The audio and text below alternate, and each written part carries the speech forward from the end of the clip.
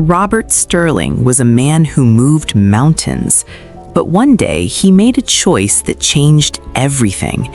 He pretended to lose the use of his legs and everything that went with them to discover the truth about the woman who wore his ring on her finger. She had promised to love him in sickness and in health, but the moment she believed he was broken, her real face came crawling out from behind the mask. Hello friends, welcome to our story. Before we start, please like this video and subscribe. Also, tell us in the comments, where are you watching from? New York, London, maybe Lagos or Johannesburg? We want to know. Drop your city below. Let's see how far this story travels. That Tuesday evening, Robert left the office 2 hours early. He wasn't tired, he wasn't sick, he was watching. He had been watching for 3 weeks now, ever since the night he came home late from a board meeting and found Dorothy standing alone in his private study, holding his life insurance policy against the light of the desk lamp, not reading it, just holding it, and smiling. It was the kind of smile a person doesn't know they're wearing, the kind that surfaces when no one is supposed to be watching. Robert had stood in the doorway for a full 10 seconds.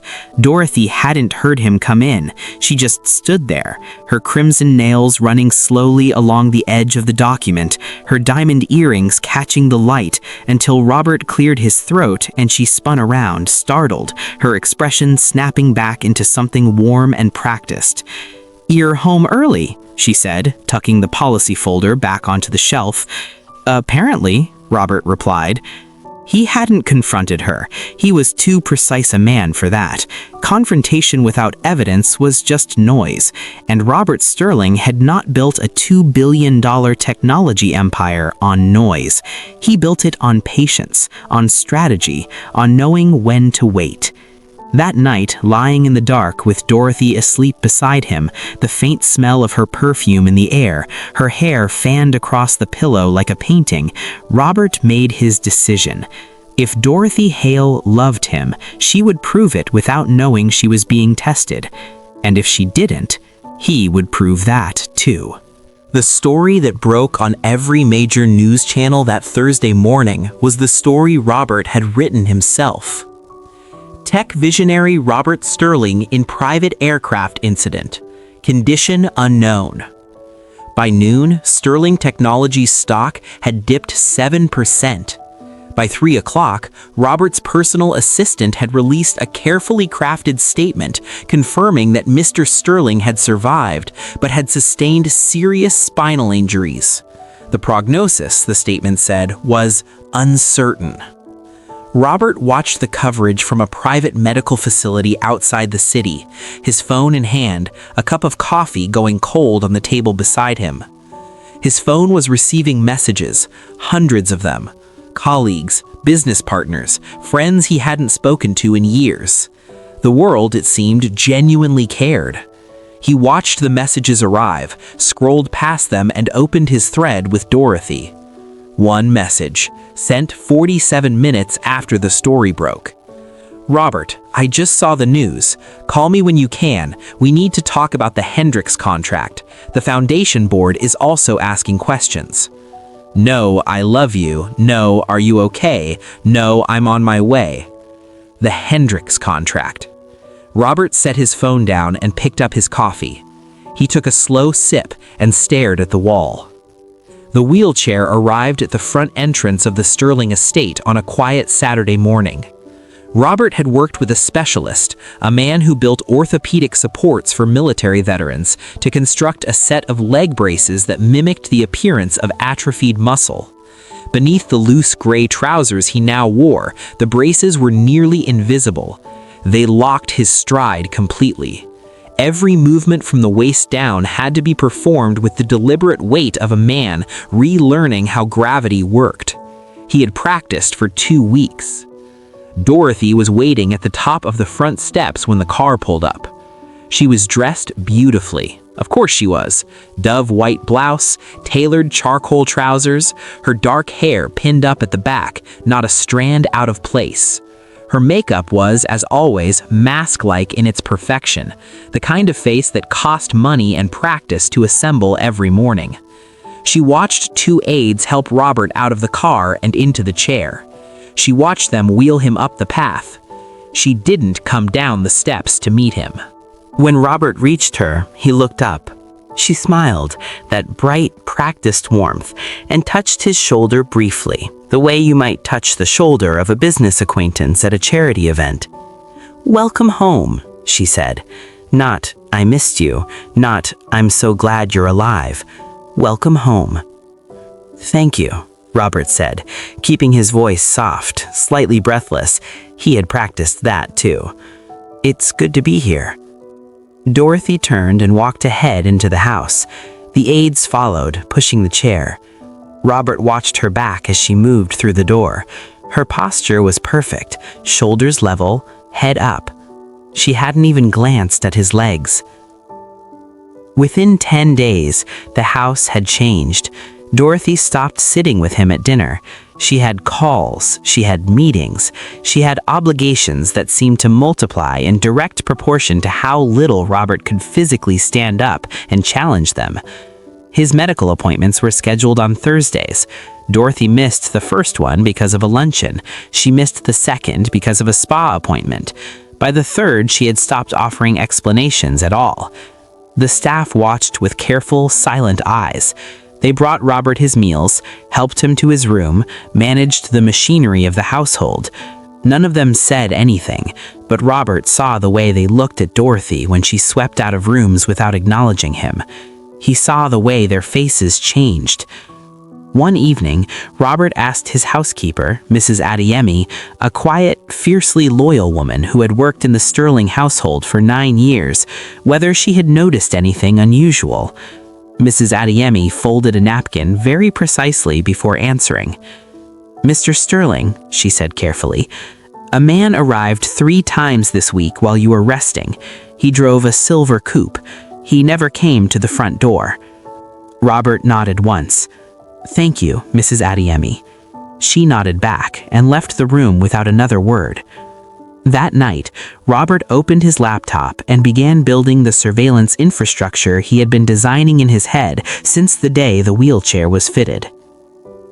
Her name was Sarah Okonkwo, and she arrived on a Wednesday with a soft leather medical bag, blue scrubs, and the kind of calm that doesn't come from training alone. She was assigned by the rehabilitation service, or so Dorothy believed. In reality, Robert had made the call himself through 3 layers of intermediaries to a woman his foundation had funded years ago, a young nurse who had climbed out of difficult circumstances on the back of a Sterling scholarship and built a quiet, distinguished career in neurological rehabilitation. Sarah had recognized his name the moment she received the case file. She had said nothing to the service coordinator. She had simply accepted the assignment and arrived at the Sterling estate at 8 o'clock on a Wednesday morning, knocked at the front door, and asked to see her patient. Dorothy had looked her over. The scrubs, the modest bag, the natural hair pinned simply at the back, and led her to Robert's room with barely a word. What happened over the following weeks was not what Dorothy expected, and not what Robert had planned. He had expected professionalism. He had expected competence. He had not expected conversation. Sarah talked to him the way people stopped talking to powerful men very early in their careers. She talked to him like a person. She asked him what he was reading. She pushed back, gently but firmly, when he said something that was factually wrong about his own condition.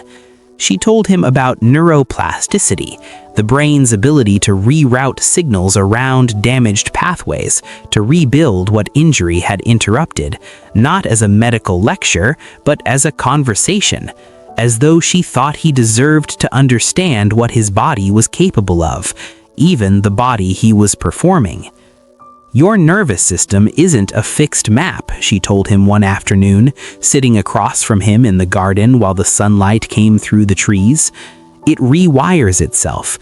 It responds to what you believe about it. People have recovered from things the textbooks said were permanent. You sound like you believe in miracles, Robert said. I believe in biology, Sarah replied. Miracles are just biology we haven't explained yet. Robert looked at her for a moment. You knew who I was before you walked through that door, he said. It wasn't a question. Sarah didn't flinch. She just met his eyes. Yes, Sarah said. And you came anyway? I came because of the scholarship, she said. You funded my education when no one else would. I wasn't going to let the man who did that sit in a house full of people who had already decided he wasn't worth their time. Silence settled between them. Thank you, Robert said quietly. Don't thank me yet, Sarah said and picked up her medical bag. Your range of motion assessment is in 20 minutes and you've been avoiding it for 3 days. If this story has your heart racing, drop, I'm still watching in the comments. Let's see who's truly following this till the very end. Sarah explained neuroplasticity to Robert the way a good teacher explains anything, by making the invisible visible. Think of the pathways in your spinal cord like roads, she said. When the main highway is blocked, the brain doesn't stop. It starts rerouting, building new side roads. It takes time. It takes the right conditions, rest, stimulation, belief. But the capacity is there. What blocks it?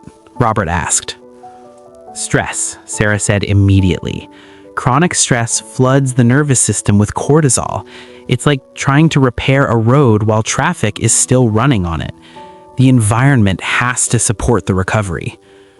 Robert said nothing, but they both understood what his current environment was doing to him. The science was real. The application, in Robert's case, was different than Sarah's patients usually faced. He wasn't recovering from a real injury. He was recovering from a different kind of damage. The kind that doesn't show up on an MRI.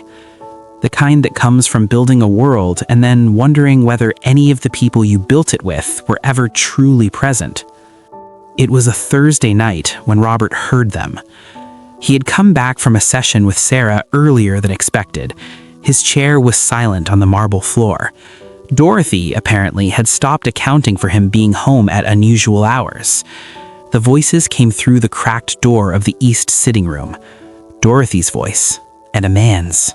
Robert stopped his chair outside. Can't keep stalling the board, the man was saying. His voice was low, polished, slightly impatient. If you're going to move on the trust fund provisions, it has to happen before the annual review. I know when it has to happen, Dorothy said. Her voice was different from the one she used around Robert. Harder, faster. The warmth had been taken out entirely, like furniture removed from a room. The neurologist said his condition could deteriorate further. I want documentation of that deterioration on record before we file. And if he recovers? A pause. He won't, Dorothy said. Robert sat completely still in the hallway. I've already spoken to Dr. Ferris at the Westfield facility, Dorothy continued. He says the paperwork for conservatorship can be processed in 4 to 6 weeks if we have the medical documentation to support it. After that, I assume legal control of all assets and we move forward. You're sure he doesn't suspect anything? Dorothy made a small sound, not quite a laugh, not quite contempt, somewhere in between. He's in a wheelchair, she said. He can barely hold a conversation that doesn't tire him out. He suspects nothing. The man said something else, lower, harder to make out, and Dorothy laughed. A real laugh this time, the kind Robert had not heard from her in a very long time. He turned his chair around in the hallway and went back to his room. He sat at his desk for a long time without turning on the light. Then he opened his laptop, checked the progress of the surveillance system he'd been building for 3 weeks, and began preparing for the Sterling Anniversary Gala.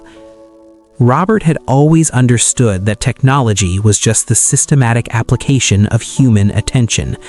He had installed microcameras in the frames of 3 paintings in the sitting room, the study, and the master bedroom suite. spaces chosen not for surveillance so much as for the conversations that happened in rooms where people felt unobserved.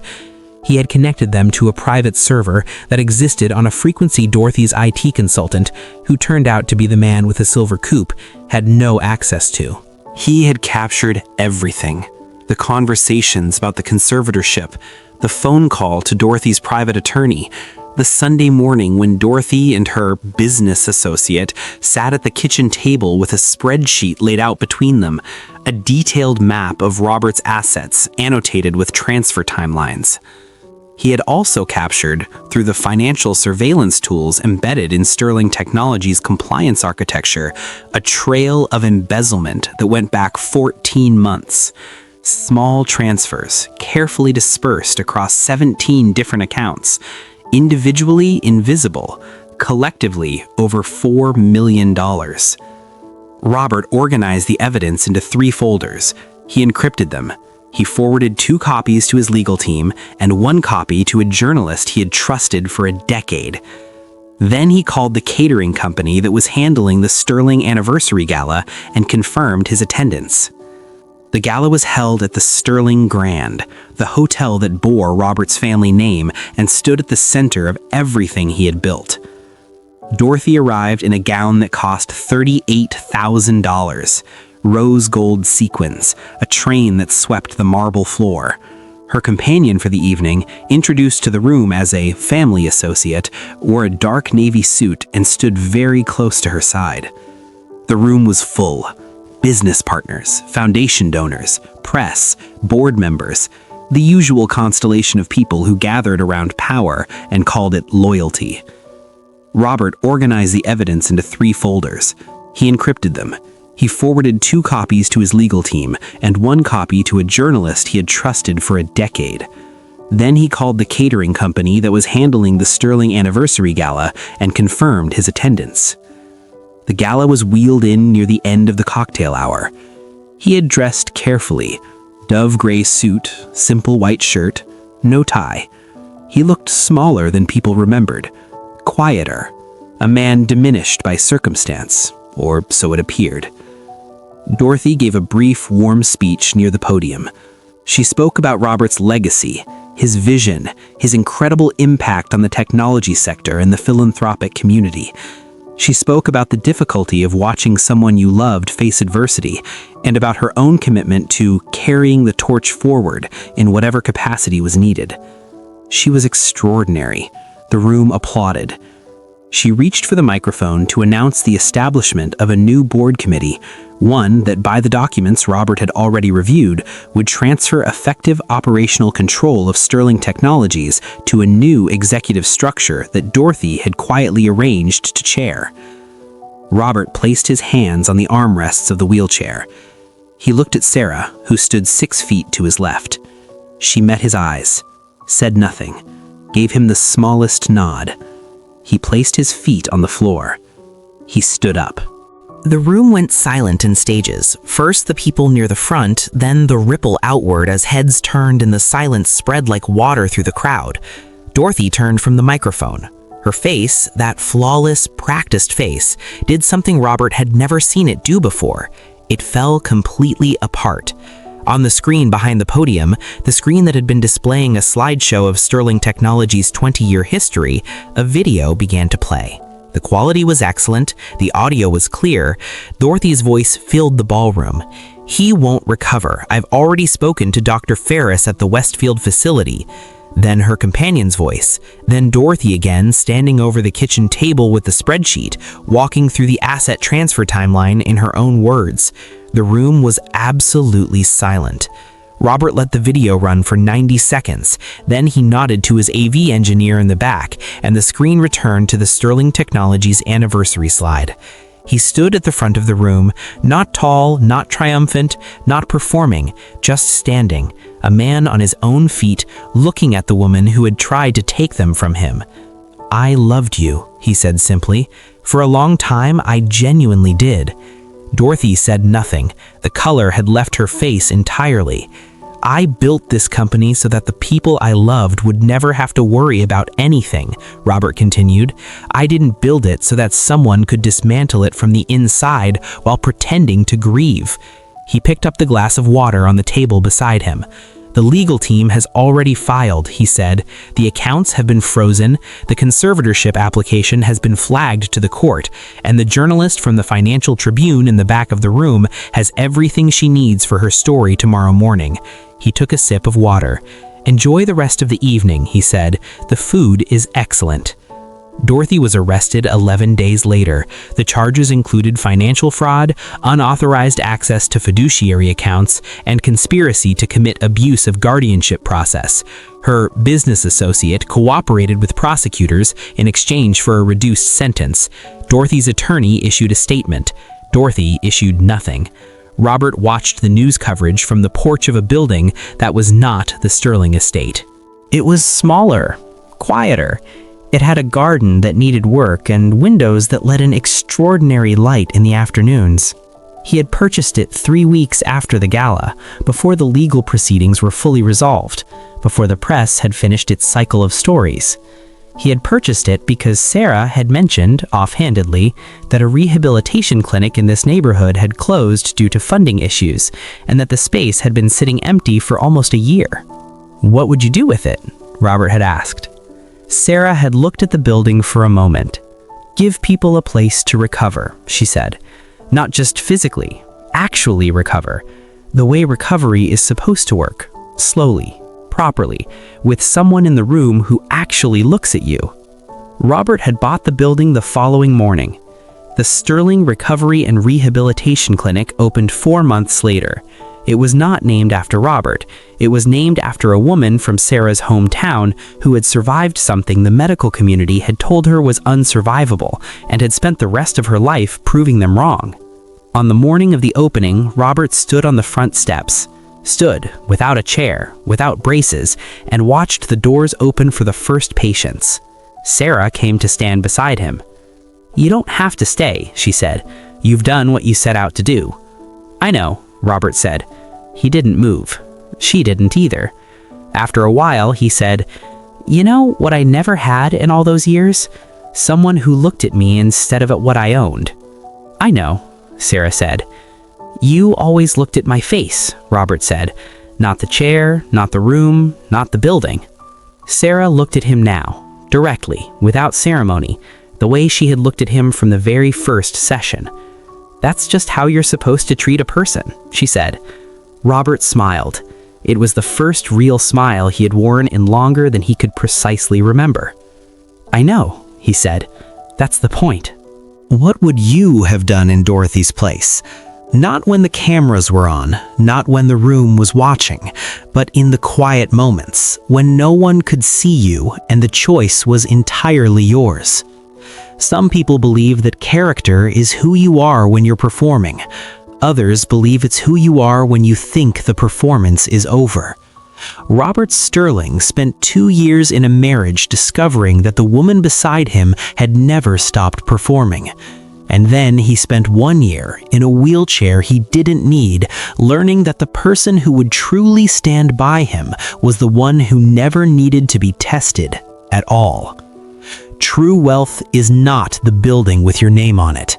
It is the person who still sees you when the building is gone. If this story moved you, if it made you think or feel something you needed to feel, subscribe for more stories like this one. Stories that don't just entertain, stories that stay with you long after the screen goes dark. And if you think this story was something, wait until you hear what happens in our next tale. Subscribe. You won't want to miss it.